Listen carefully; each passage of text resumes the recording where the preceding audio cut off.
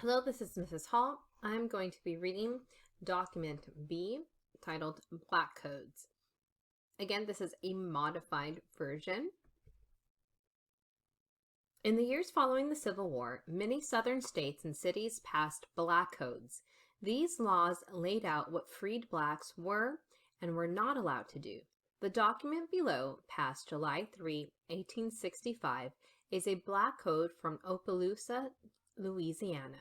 Section 1 reads, "No Negro shall be allowed to come within the limits of the town of Opelousas without special permission from his employers." Section 3.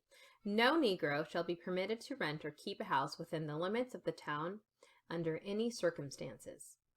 Section 4. No Negro shall reside within the limits of the town of Opelousas who is not in the regular service of some white person or former owner. Section 5.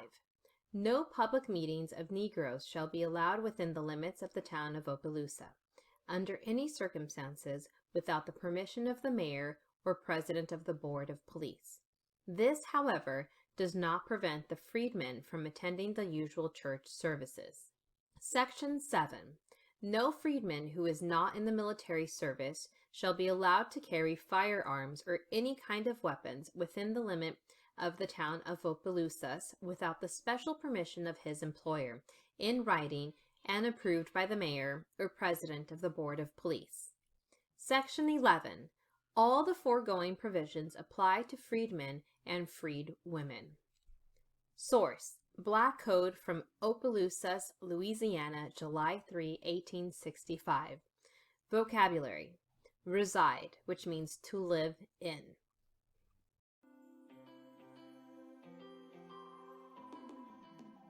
So now let's talk about what this document means. One thing that you have to consider is that during Reconstruction, cities had to grapple with this big change of what do we do with freed men and freed women. And so many towns like Opelousas, Louisiana, passed black codes. In this case, you can see what some of those restrictions are that were placed on African Americans, right? That they wouldn't be allowed to even come to the city without written permission of their employers. That they couldn't rent or have a home within their city limits.